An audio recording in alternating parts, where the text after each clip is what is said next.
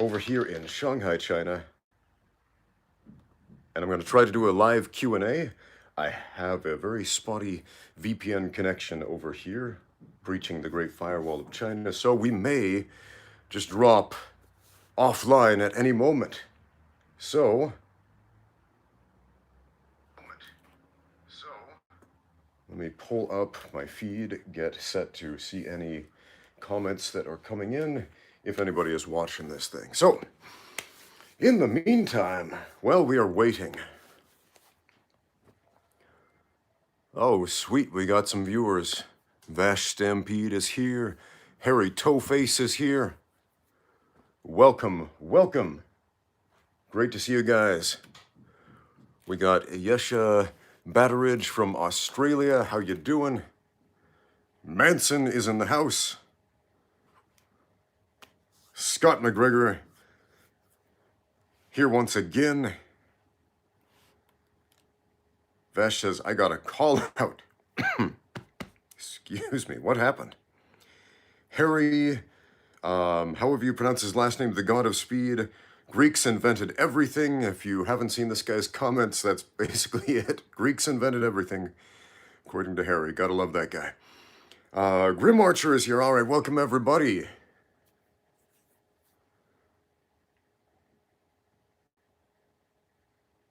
Oh, Vash Stampede are saying, like, I gave you a shout out.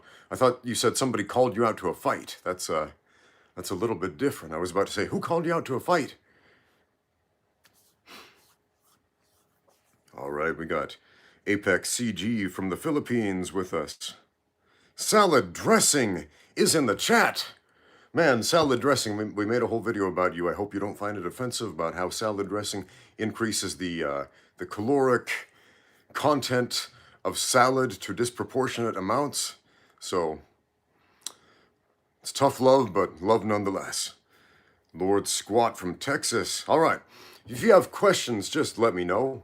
Again, I'm working with a very spotty VPN connection today. It's been very on-off, so we might just drop out at any moment. If we lose the connection, please let me know in the chat, and I'll do what I can to reconnect. So this is a live Q&A with the coach, live from Shanghai, China. All right, if you have questions, let me know. That's what we're here for. All right, David Malone lost a BJJ competition. His coach seems more disappointed than him. How do you deal with it?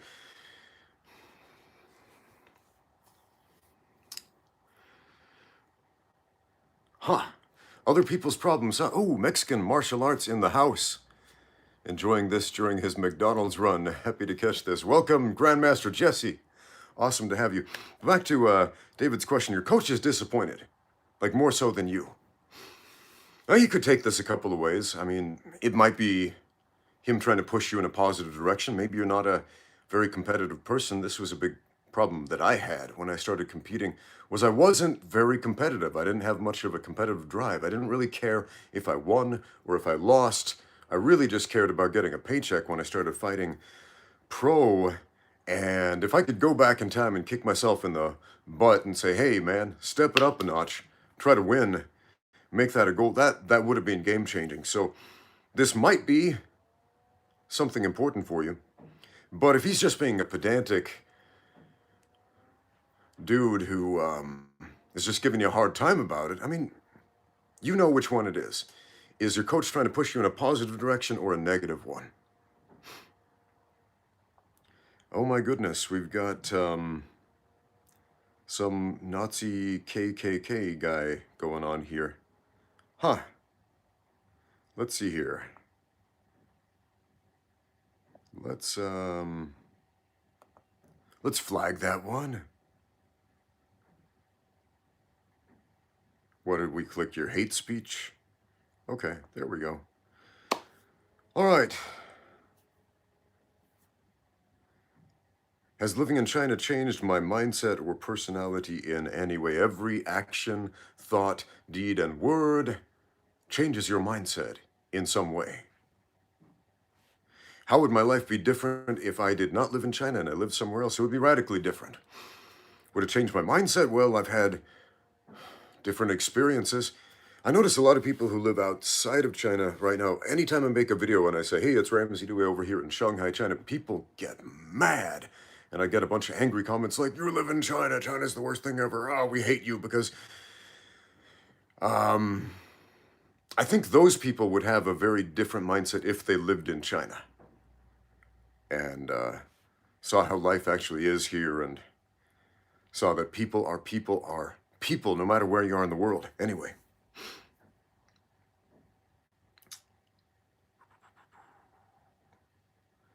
What is the best way to recover so you can train more frequently? Well, that starts with your training. Don't train yourself into the dirt to the point where you're going to wake up sore and destroyed the next day. Train to a point where you can do it again the next day and the next day and the next day, even multiple times a day. The key, keep moving, keep breathing, keep the blood flowing, and make sure to maintain a good sleep schedule and eat well. All those really basic things that your parents should have taught you. But unfortunately, in this modern world, a lot of parents are becoming deadbeats, and that's just not happening. And it sounds boring, but man, you could spend a bunch of money on all these expensive recovery tools, and some of them are great if you can afford them, but none of them compared to a good night's sleep and proper nutrition. So never, ever underestimate that.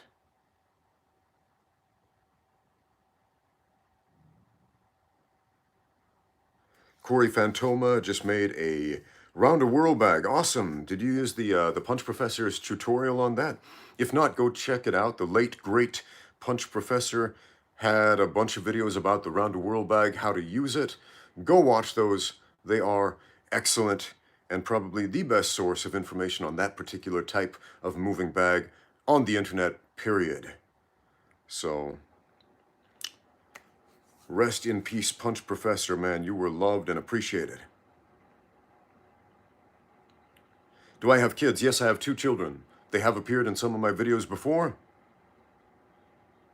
So, yeah, I have kids. One is 9, one is 7, 2 girls. Do I have a video on pre-workout fighting class stretches? Got a few videos covering that topic, but yeah, I'll give you a quick rundown of what I do before, say, a group class or a training session or a sparring session. I rotate all my joints. I start with the fingers and the wrists right here. Then I do the elbows, and I do the shoulders, and I twist sideways, right? I do my neck up and down, left and right, rotate my hips, rotate above the torso, rotate the knees and the ankles. Why?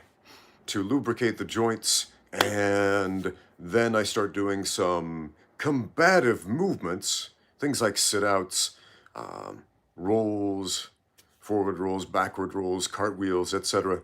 Not just to get the blood moving, but also to prep my body to move in the very specific ways that you will move when you spar or roll. Okay, we got a couple other questions here. Joe Anderson sends in a super chat. Sweet. Thank you, Joe.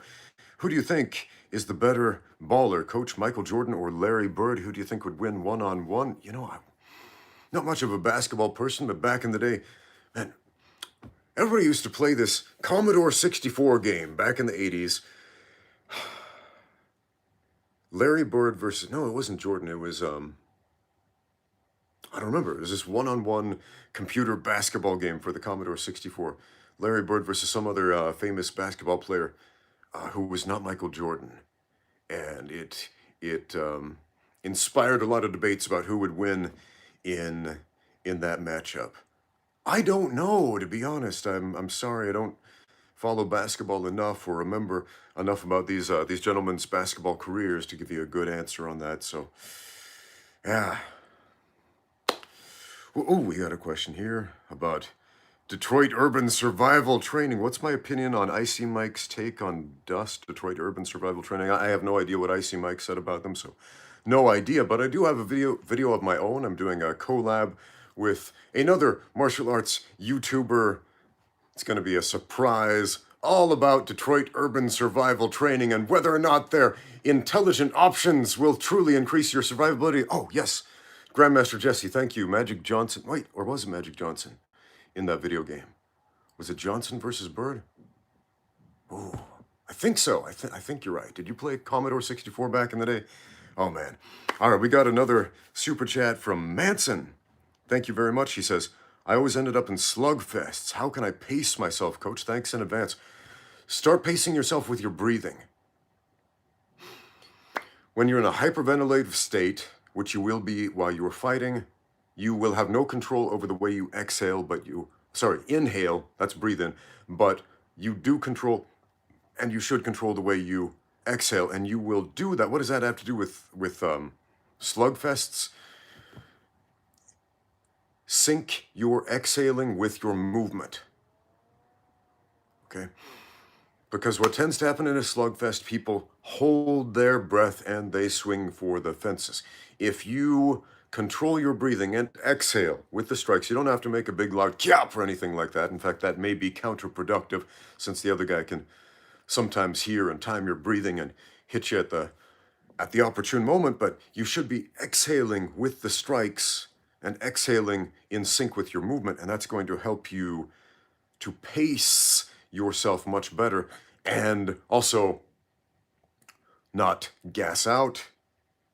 And yeah, also establish your jab. I mean, that's super important. If you don't want it to be a slugfest, after a combination, finish with a jab, and that's going to do a couple of really important things. One, it's going to establish distance. If it's a Muay Thai fight, you can do the same thing with a teep, and you often should. After a combination that ends with a round kick, finish with an additional teep, a push kick, to establish some distance. That way he's not going to hit you. You're not going to be in the pocket at that moment. And if you finish with a jab, step out at an angle. So not only have you established distance, but you've established a dominant angle where you can hit him again and he can't hit you. So I've got a few videos on footwork that cover this topic. Check out my playlist on footwork. There's like 16 videos on that topic, and a couple of them are actually good, so go check that one out. All right, we got a super chat from Voodoo2130. Hi, Coach. I hope you're doing well. How do you get over the feeling of defeat after losing a match? I suppose it depends on how much you have emotionally invested in that match. I lost a match last week, actually. I did a grappling match with a friend of mine. He's actually one of my training partners. He's a pretty good jiu-jitsu brown belt. He outweighs me a little bit, and I've never once tapped him out while rolling, ever once. But we set up a public grappling match, and I didn't go in there with high expectations, like I'm going to do some fancy move on this guy and it's going to be amazing. I was like, you know what? I'm just going to try to do better than I did last time. And I ended up losing via straight ankle lock. And I had fun. We had fun. We're still friends afterward, etc., etc. But I didn't have a whole lot emotionally invested in that. There were other losses in my career where it was a big blow, both to my ego, but also because I had not just emotional investment, but financial investment in it. Like, if I win this fight, I'm going to be able to pay some bills this month. And if I lose, oh man, it's going to be tough. Man, so how do you deal with something like that? That's a little more extreme. You just have to tell yourself this. Just don't make excuses and get ready for the next one. Watch that fight 100 times, learn 100 lessons from it, kick yourself in the pants 100 times over it, then get over it, move on, and be better. That's about all you can do about it. Oh man, we got a couple more super chats. The Realness 408 sent in a super chat. No question. Hey, thank you very much for the donation, my friend. And David Individual says, do you support NASA sending crew to probe Uranus? They're sending a crew to probe Uranus. Wait a minute, you are making a joke. You are making a joke. You wanted me to say Uranus instead of Uranus, didn't you? Ah, You sent that in because you wanted me to read that out loud and say, "Do you support NASA probing Uranus?" in my deep voice. That's what you wanted to hear because you wanted to like sample that, which you probably just did because I just said it, and I gave you exactly what you wanted. Hey, did you guys see that fan-made Bloodsport 2 trailer? It kind of went viral and got like a couple million views. If not, go check it out. The dude sampled. He took a voice sample from one of my videos where on the screen you see an older Jean-Claude Van Damme allegedly portraying Frank Dukes in this fictional sequel, watching the news, and you hear you hear the news broadcaster, which is my voice, totally out of context, saying, "I happen to know for a fact that Frank Dukes is telling the truth." And that comes from comes from one of the craziest, funniest videos that I have in recent memory, where it's anything but singing the praises of Frank Dukes. So anyway, that was fun to see. Ramsey out of context, yes, definitely. Can I speak Chinese? Very poorly. My Chinese sucks, but I speak what I need to get by. Bubble Whip sends in a super chat. Which translation of the Bible should I read? Man, this kind of feels like priestcraft, answering a religious question for money. But read them all, man. I mean, I own a number of copies of the Bible. The King James Bible, I've read that one the most. I've got the Reina Valeria, the Spanish non-Catholic Protestant version of the Bible. I've read the Spanish Catholic Bible. I've read the new, what do we call that one? Hold on, let me look up. What is that one? New International Version. I like looking at BibleHub.com. It's a great biblical comparison site, so you can look at all the like 20 different translations of the Bible simultaneously, and that's really interesting because you can see the different ways that those words are translated, and that's really important because, man, those ancient texts had no punctuation. There was no space between the words, so they're both the ancient Hebrew for the Old Testament and the Koine Greek from the Bible. So what's going on Bible Hub? It's a Bible website where you can compare different translations of the Bible, and it's cool if you're into that. Anyway, so Bubble Whip, if you like reading the Bible, go check out Bible Hub, and you can see all the translations side by side. It's great. Red Sparrow liked my Samurai Jiu-Jitsu video and wants more. Sweet. Thank you. Grim Marcher prefers the New International Version. That's a good one. I enjoy that. Mexican Martial Arts enjoys Bible Hub, says it's a real time saver. It sure is, Grandmaster Jesse. All right. What else do we have? If I could change one rule in MMA, would it be the 12-6 elbow or kicking downed opponents? You've got to keep in mind it's only kicking downed opponents in the head, which is illegal under unified rules. And you also have to understand that there's more than one set of rules. There's unified rules, which is UFC rules, which is what most MMA organizations use, but there's also global MMA rules, which do allow kicks to the head of a downed opponent. Which would I include? Probably 12-6 elbows, and here's why. With the soccer kick, kicks to the head of a downed opponent, those really only come into play when the fight is basically a TKO already, and the downed fighter is on his way out. Because if he's intelligently defending himself in a down position, he's got his guard up, his legs between the standing fighter and himself, and he's protecting his head. If the standing fighter can get to the head with a leg, that means the bottom fighter is not, he's no longer intelligently defending himself, and the fight needs to end. So if you watch these old fights from Pride and other organizations that allow kicks, knees, and stomps to the head of downed fighters, then yeah, you'll see exactly what I'm talking about. The fights pretty much end at that moment. It's already a TKO before those soccer kicks start flying. The few exceptions you might bring up would be knees to the head from sprawl control. For example, somebody shoots for a takedown, you sprawl into sprawl control, and then you start throwing knees from the ground to the head of your downed opponent. And that's different. That could be a very game-changing move against a fighter in that situation. But then again, if you look at ONE FC, which does allow that, it changes the way they fight a little bit. They won't camp out in a turtle position with a guy sprawled on top of them. They move immediately. They try to sit out and so on. And you know, even in the UFC, they'll still do this because it's imperative to get the dominant position as quickly and efficiently as possible to avoid damage. But the 12-6 elbow, I would take that one out. I would add that. Mostly just to shut up all the martial arts nerds on the internet who've never been in a fight, who keep saying, well, if it weren't for that 12-6 elbow rule, I could stop any wrestler from doing a double leg takedown on me. Man, watch a Jordan Burroughs highlight video and tell me you could stop that with a well-timed 12-6 elbow. Tell me you could stop that power double, that power double leg takedown. You can't. You can't.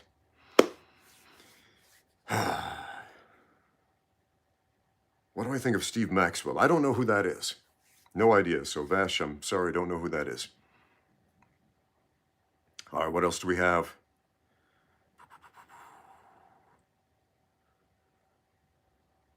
My favorite kettlebell exercise.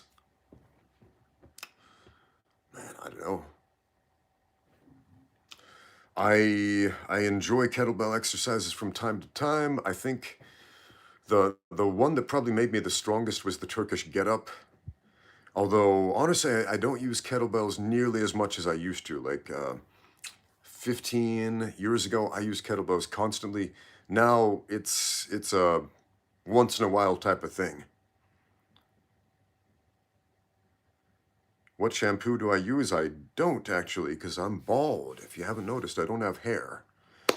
Aaron Kelly sends in a super chat. I have reached the extent of basics. My student in Kung Fu, I told you about him, the old man with the damaged hands, aside from continued sparring, how to transition into more advanced training. Okay, yeah, I remember Aaron Kelly. We had a correspondence. He was telling me about this older gentleman he met in the park, I believe it was, who was watching him do some Kung Fu forms, and the old guy was like, hey, yeah, I want to learn some of that. And Aaron decided to teach him, and he had a great teaching experience. So he feels like he's reached the extent of the basics that he has taught this student. So how do you transition into more advanced training? Well, do you mean by that like you've taught him everything you know how to teach, or you've covered all the basics and you're not sure exactly how to proceed from there into the more advanced things that you know? I'm going to tell you a secret about basics and advanced things. The most advanced techniques are the basics. They are. So I've started a new YouTube series. I put out the first episode yesterday, titled Let's Try Flippy Dippy Instagram Jiu-Jitsu, where I take a bunch of cool-looking jiu-jitsu techniques that I watch on Instagram, scrolling through my phone while sitting on the toilet, and I think, oh man, that might be a really cool move. I'm going to try that out at the gym. And then I actually try it out at the gym and record what happens. So first episode is up, second episode is coming very soon.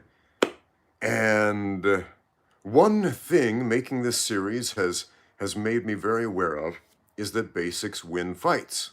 This is something I've always said, and all my best coaches have always told me, basics win fights. The basics are the advanced stuff. The advanced stuff is the basics. If you look at almost every high-level competition, the UFC, right, ADCC, whatever it is, how are they winning the matches?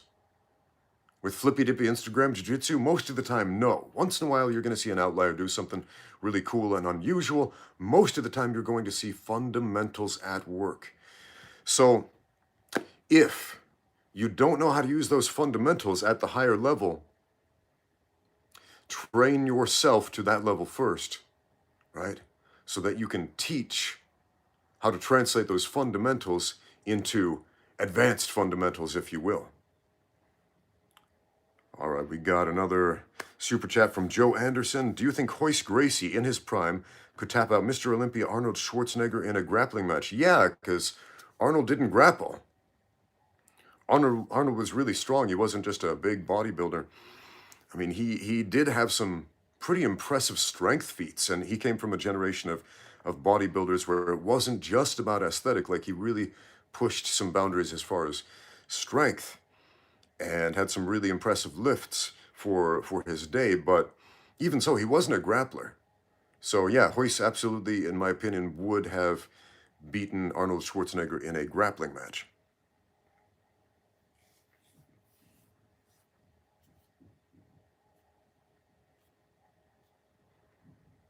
What else do we have?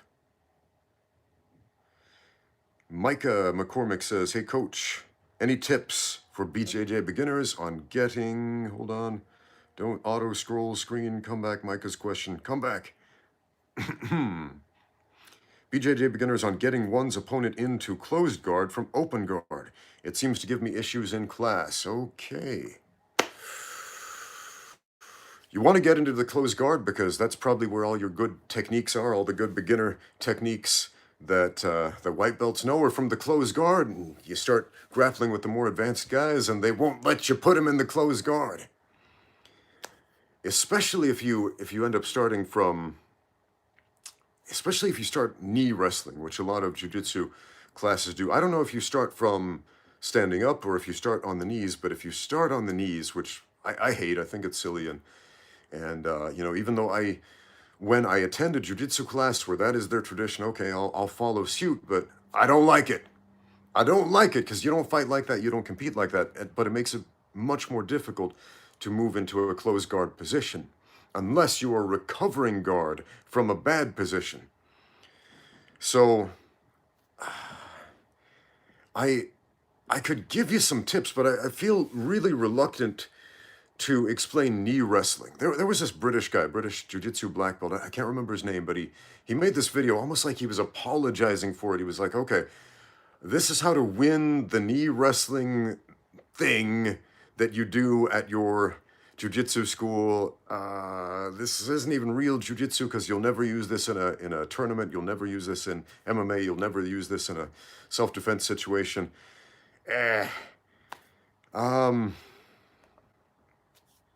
But I would say better tip than trying to race into the closed guard is get really, really comfortable with your open guard because that's where all the attacks are. That's where all the real attacks are.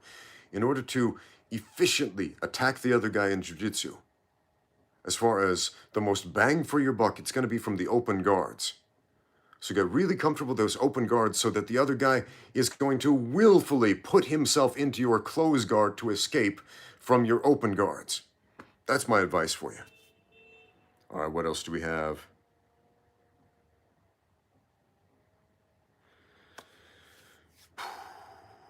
Ooh, we got a super chat from another Ramsey Dante, I think. Oh, my old enemy, Ramsey Dewey, I will defeat you. Oh, Ramsey Don'ty. Ah, we got Ramsey Dewey here and Ramsey Don'ty there. My old arch enemy. Well, thanks for the super chat anyway, my arch enemy. It's still appreciated. What else do we have here?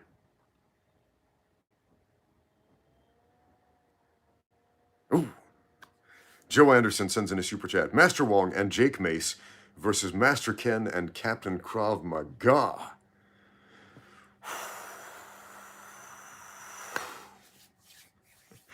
Oh, that's a tough one. If you would have said Jake Mace versus Master Wong, I would have said Jake Mace because, you know, like it or not, he did wrestle competitively. He is in great shape. He does have a big size advantage. Master Wong's never competed in anything.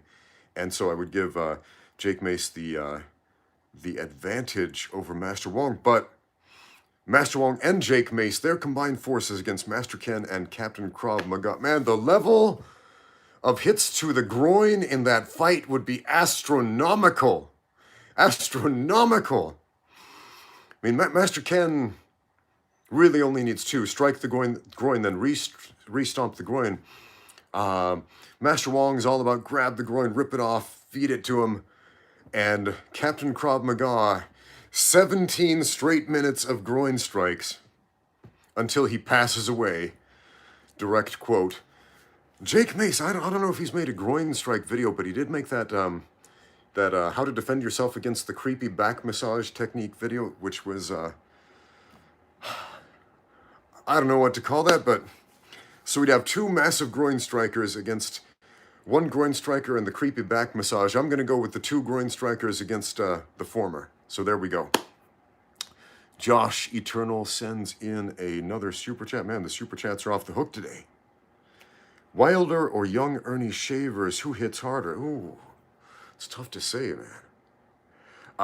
You know, just from a visual assessment, I mean, it looks like Wilder hits really, really hard, and I don't know how to measure that exactly, other than the hits I've taken relative to what they looked like on film afterward, the hits I've seen other people take, the hits I've seen people get knocked down with. It looks, from a visual perspective, like Wilder may be the harder hitter, but I honestly don't know, because there's power in the punch. Like if we got one of these electric punch power measuring machines and had both men strike it on their best day, and we could compare the numbers, but that doesn't tell us much about the damage that these men actually did to their opponents. Because position, where you hit the guy, how he's braced for that punch, how his feet are connected to the floor or not connected to that floor, how he's moving his body and rolling with it, etc., whether he's rubbernecking or something like that, this makes a huge difference in the amount of damage done. So, hard to say, but just from a quick visual assessment, I'd give the nod to Wilder on that one. Interesting question.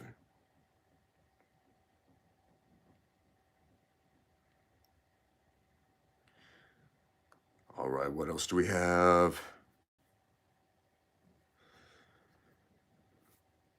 Ken Shamrock or Royce Gracie for me? Well, they fought 3 times, didn't they? First time, Royce beat Ken Shamrock with a lapel choke, and that caused some controversy. Ken started saying, hey, they shouldn't allow the gi, that's a weapon, etc., etc. Funny story about that. After that, if you read Ken Shamrock's book, he says after he got choked out by the gi, by Royce's gi, he went to his gym, got a bunch of gi tops, handed them out to his fighters, and said, we're going to figure this out until it never happens again. The second time they matched up, you know, it was like a 30-minute super fight. There was no submission finish, but, you know, if we were judging that fight, clearly Shamrock would have won the judge's decision. And the third one, when they were older, I didn't see that one. I don't remember how it ended. I remember seeing some spoilers online, and they're old, so nobody really cared. So, Vash Stampede, would I consider showing other smaller YouTubers that have informative martial arts channels? I learned a lot from martial arts YouTuber polls lately. Yeah, actually. I have been planning a video, second part of my previous video,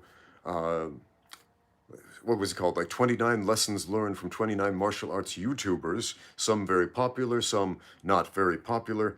And I've got another one in the works with, I think, like 35 more YouTubers, many of which you might not have heard of.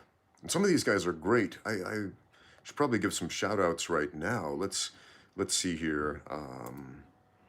Some channels I started following fairly recently. Where's my subscriptions tab?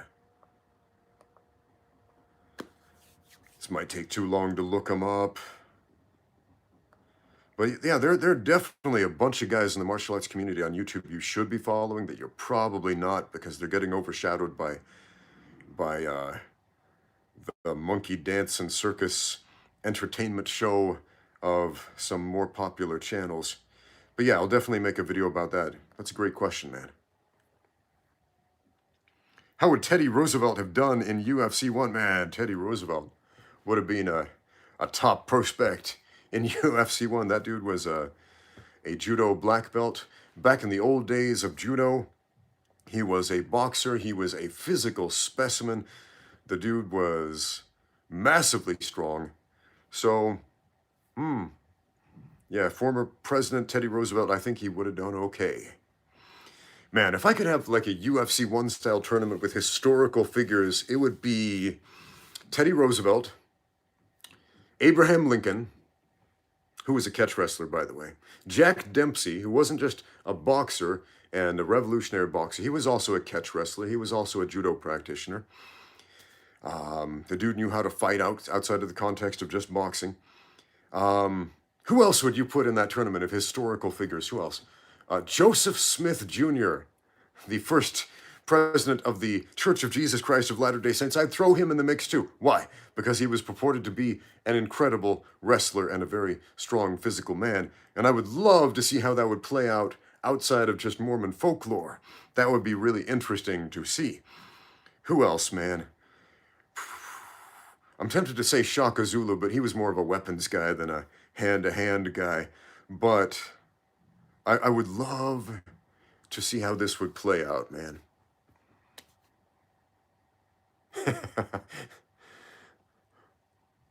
Somebody suggested putting Jesus in the UFC 1 style tournament of historical figures.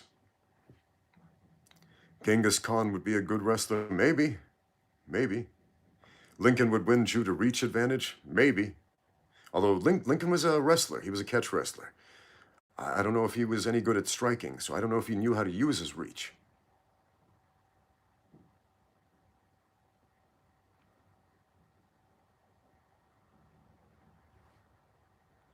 Franz Ferdinand was a tough man. Okay.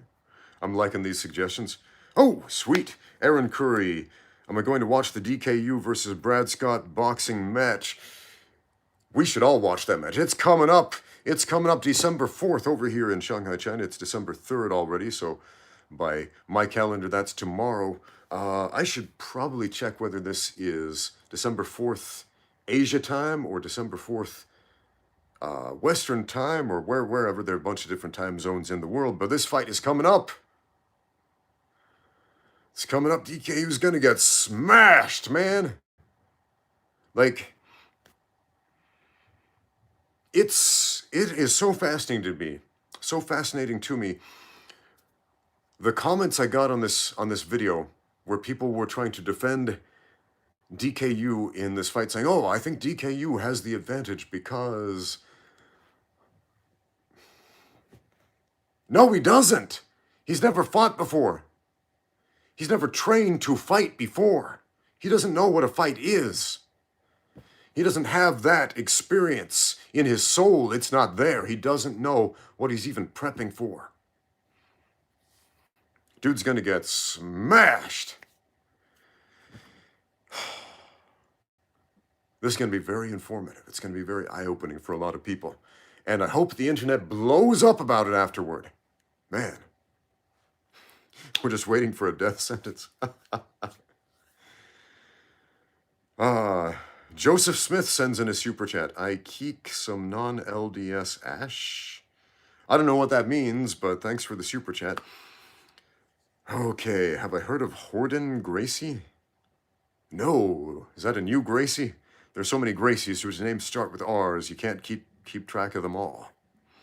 I mean, Helio Gracie had a ton of sons, and his sons had a ton of sons, and his sons' sons are out there having more sons, so, man, the Gracie clan is kind of massive, man. So I have not heard of that particular Gracie, no. How many pineapples did I receive as a coach? I don't know what that means. I did compete in a jiu-jitsu competition once where the prize was not a medal, but rather a pineapple. And I ended up losing my first match via, what do we call that? Penalty point. A penalty point. And I was kind of mad I didn't get that pineapple, so.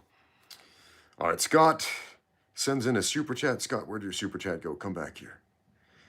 Curious, do I watch Strong Mat at all? Occasionally.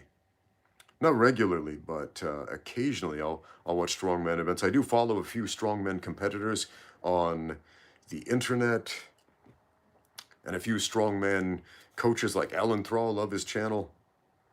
Go check him out if you want to learn more about strongman and powerlifting and just getting strong in general. Good stuff. Paul Cherry sends in a super chat. Thank you very much. He says, "Hi, Coach. I think DK is going to get the granny smashed out of him." I concur. Yes, he will.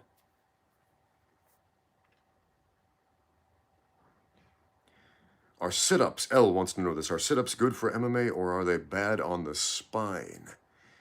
Sit-ups are a fine exercise, but like any exercise, if you do it wrong,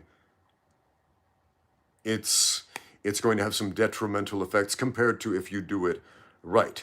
So there are ways to do sit-ups which are much more ergonomically correct than others. So anytime you do an exercise, even an exercise as simple as push-ups, sit-ups, etc., your form is super important. So always check your form. What else do we have?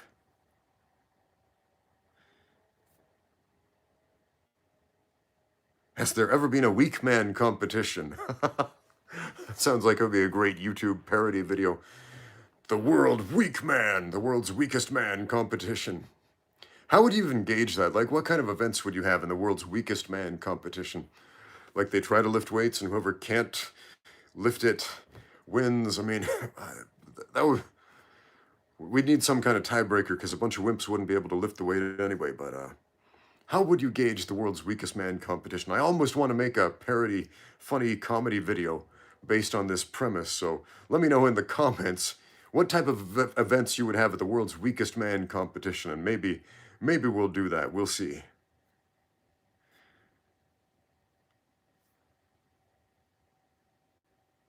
Can you be too old to train? You can be too physically unfit to do certain levels of training, but old isn't the same as physically unfit. There are many, many examples of physically fit older people.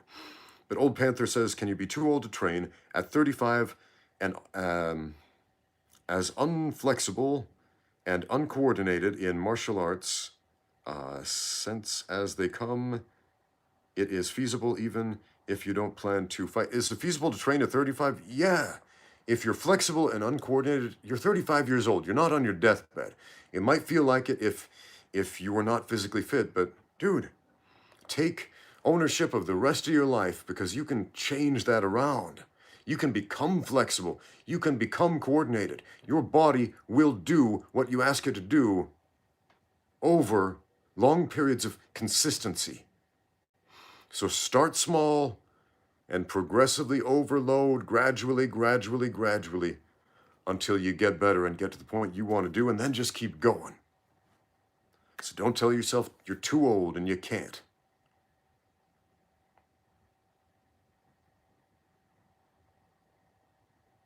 Yeah, just like Scott McGregor says, dude, if you're stiff, uncoordinated, and out of shape, there's only one way to fix that. Take the first step. I love that, Scott. Thank you very much. Would I make a video about how headbutts change the clinch and ground fighting in MMA? I mean, I could. I don't know if you can see this scar right here. That's from a headbutt in training. That's been reopened like 3 or 4 times from headbutts from different training partners. Accidental headbutts. What headbutts immediately do is they open up cuts and they cause blood to get into the eyes, your eyes, the other guy's eyes. Makes fights very messy very quickly. And it makes you very aware of the fact that when you are in a clinch situation, if you don't want to get hit with a headbutt, you've got to bring your head very, very close and tight to the other person's head, which is generally a good habit in fighting, even if headbutts are off the table, even if there's a rule against them, because accidental headbutts, like that one, happen all the time.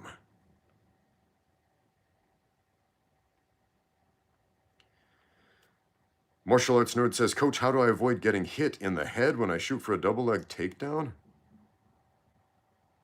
I'm curious to see your double leg takedown because I want to know how you're getting hit in the head.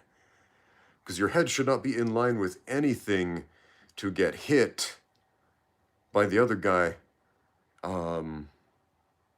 Like, is he punching you or kneeing you in the face when you're shooting for the double leg?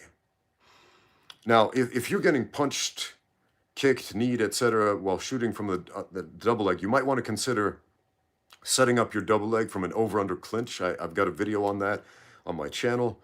That is a great alternative to shooting from the outside. The second one, set up your double legs, right? Meaning throw some stuff at his head, get his focus up here, and then shoot down low. I've got a few videos on that as well. One of the dumbest things that works fairly often is throw a big, sloppy, looping haymaker that he sees from a mile away at his head, so his focus is on that as you're shooting for the legs. That can solve a lot of problems, setting up your double leg. Now, if it's a grappling match and you're just bumping your head against the other guy while shooting and strikes are off the table, this is a different situation. You've got to get off the center line. Get your shoulder to his hip, cross body, and then your head's going to be on the outside, which you need to cut the corner and dip him over onto his side.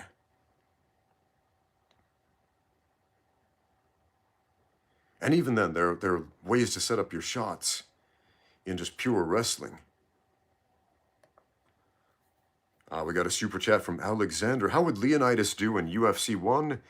It's Alexander, not Alexander. Oh, yes. You anticipated that I would mispronounce your name and say Alexander.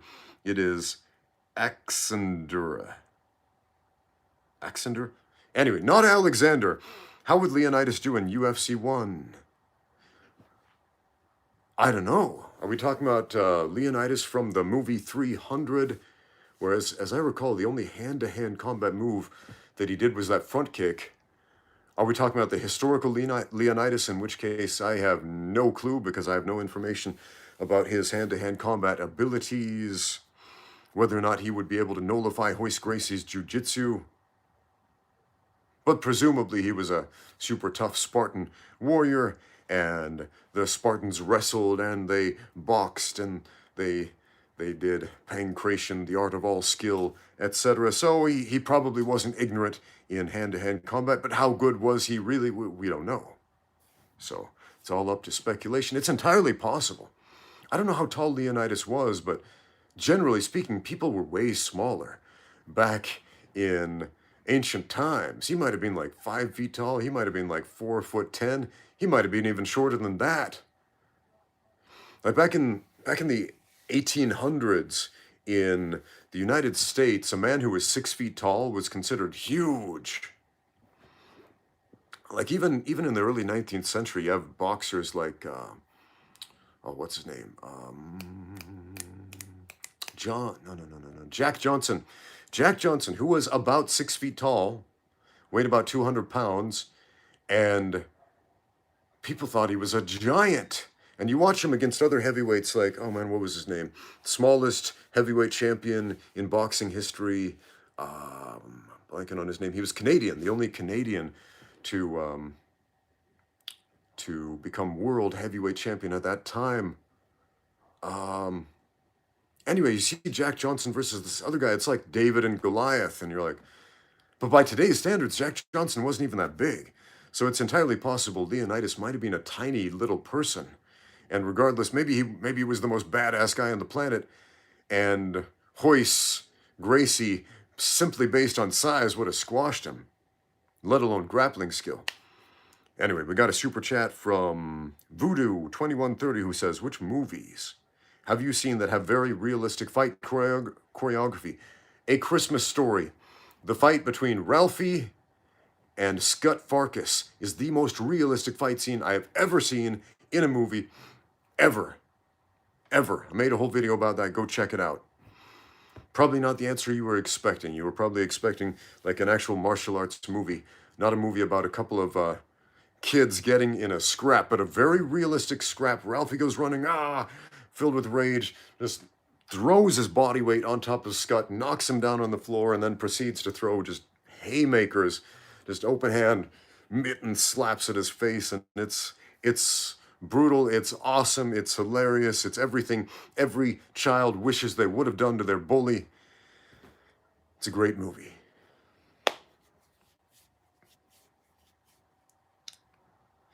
Is there a way to heal rib injuries? Yeah, you gotta wait. You gotta wait. Keep moving in ways that don't aggravate the injury, but don't forget to keep moving. This is super important with any injury recovery or any surgery recovery. When we're hurt, we have this tendency to want to stay still, but you can't afford to do that. You've got to get the blood coursing through your system to bring nutrients to the damaged tissue in order to repair them. And so when you have rib injuries, move in ways that don't aggravate the injury, like maybe a stationary bike if you can handle that, something like that that gets the blood flowing without like bending or twisting the torso in ways that will damage a broken rib.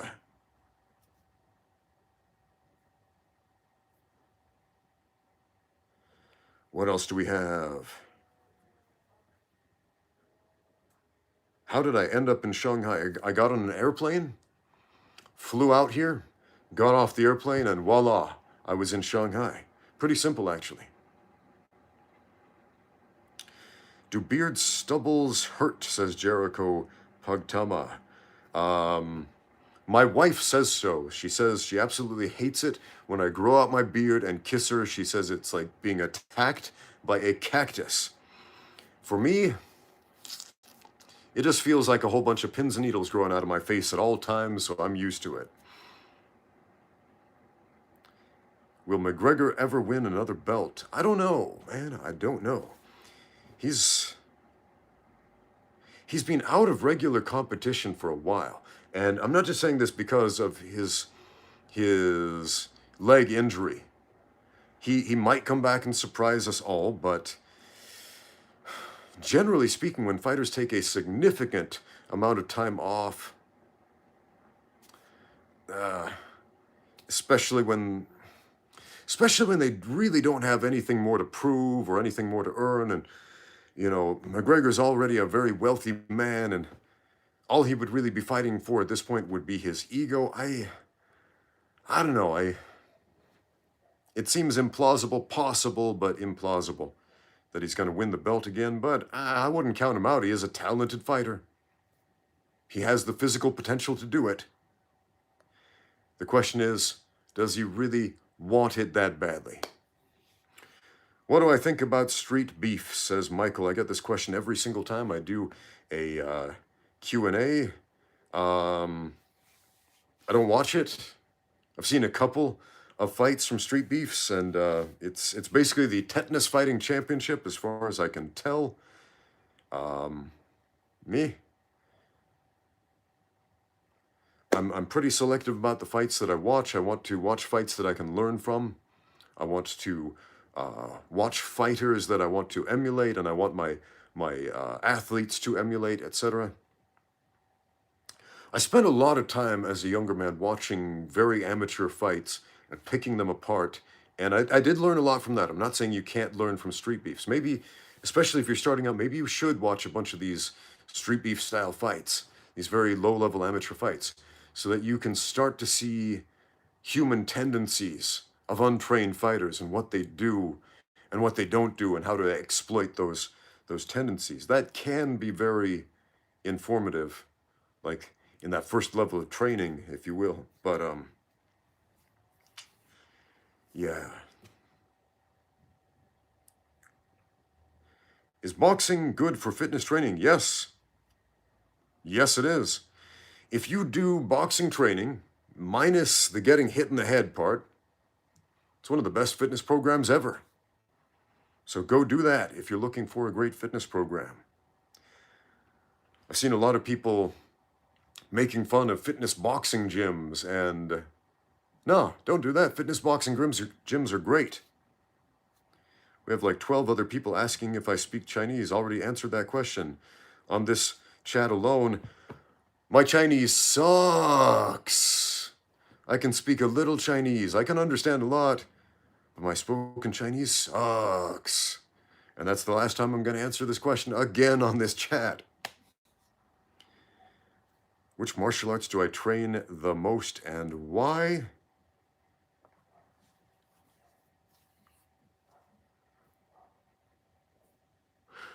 I'm taking some pause to answer that question right now because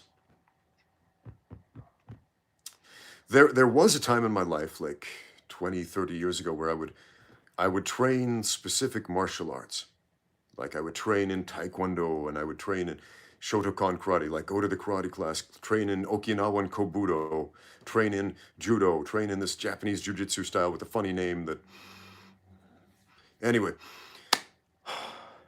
And what I do now, I train combat sports athletes to win fights within the context of those combat sports, specifically mixed martial arts, kickboxing, the ring sports, Muay Thai, Sanda, K1, boxing, and submission grappling.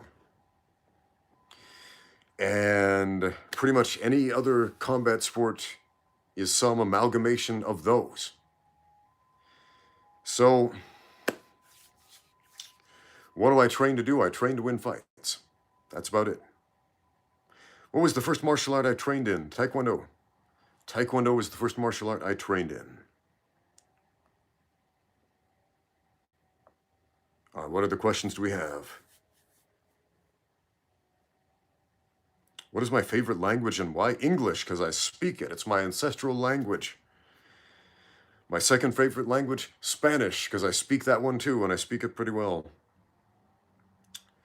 My other favorite languages I can understand are my favorite languages. Languages I cannot understand, not so much. What do I like most about Sanda and Sambo? I like both of those. I have trained with a lot of Sanda fighters. I've competed in Sanda. I've trained with a lot of Sambo fighters. I love Sambo. So what do I like most about them? I like the training tendencies. I like the mentality of the fighters involved. I like what I've learned from these respective martial arts. Like, if I were to take a few takeaways from Sanda, like catching kicks and then throwing the guy off of catching the kick is like that's like the big takeaway that I got from Sanda more than anything. Like, if you think about what each martial art is good for, boxing is the punching martial art, Taekwondo is the kicking martial art. What is Sanda? I mean, there's a lot more in any martial art than what I just mentioned, but Sanda is the catch the kick and throw the guy on his head martial art.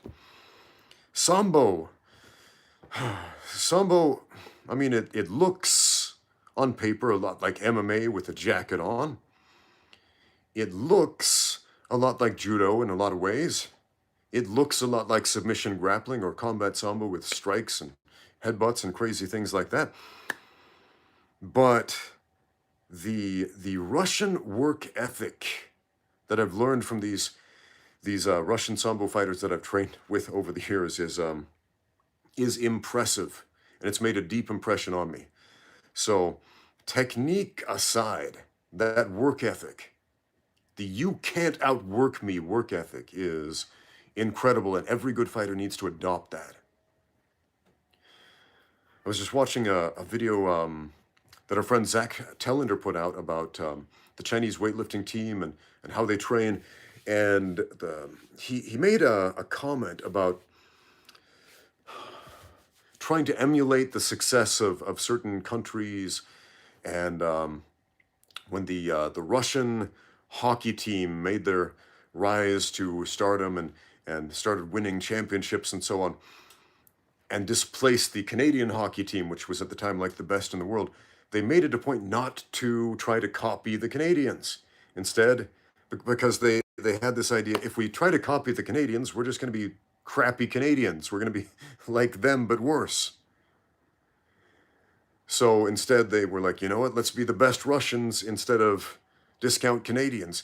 And it worked out in their favor. So that the mindset, once again, is you will not outwork me. And as long as you just keep telling yourself that, no matter what, at all times, you will not outwork me, that goes a very long way. So that was my big takeaway from Sambo. Have I ever tried Mongolian wrestling? You know what? I have not. I've wrestled with some Mongolian wrestlers, but like an actual Mongolian wrestling competition, no. My friend Rob did. I did a 4-hour podcast with him. You can watch that on his channel, Robert Sothman, and we talk about his experiences going over to Mongolia and participating in their national wrestling competition. It's really cool. It's open weight, no weight classes, and there were some big boys over there. Rob's a pretty big guy, but there were like guys twice his size over there throwing fools around like it was nothing. So yeah, definitely go check that out. It's a long podcast. It's one of my favorites. I should definitely get around to chopping that up into more digestible pieces because there are some gems in that one.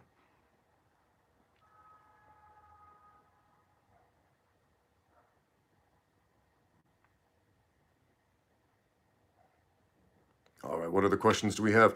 I think I've got time for about 1 or 2 more. What do I know about Savat? Savat, the French kickboxing art. I had one training partner from France who was a Salvateur, and he was a really good training partner, really good kickboxer, and yeah, he was fun to train with. I've watched a bunch of Savat competitions. I made a few videos answering this question. What do I think of Savat? What do I know about Savat? I think I've got 3 videos on that, so go look them up. What else do we have?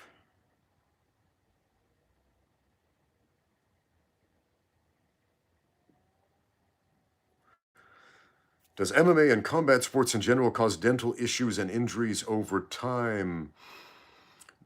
This is an interesting question, and my answer is probably not what you're thinking about. You're probably thinking, can you get your teeth punched or kicked out of your face? Yeah, you can. You might notice I got a full mouth of teeth. I haven't lost any teeth from getting punched out, but I have had damage to my teeth from training, most specifically from grappling, even while wearing a mouth guard.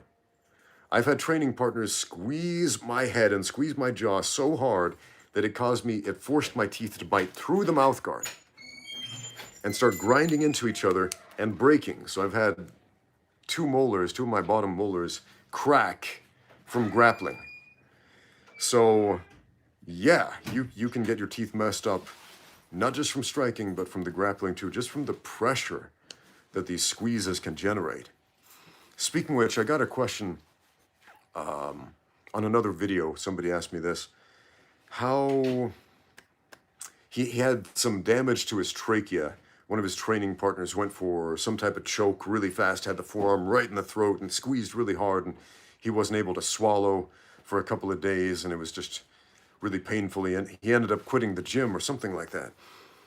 And he said, what's your advice for that? My advice is don't be a jerk when you're doing submission grappling, and don't just jump recklessly into submissions, right? Don't slam into the submissions. Don't crank on the submissions. Give your partner time to tap out. If it's a fight, yeah, go nuts. Win that fight. If it's your training partner, don't break him because you won't get another one. All right, guys. Train safe, train well. And as I always say, thank you for watching. Now get out there and train.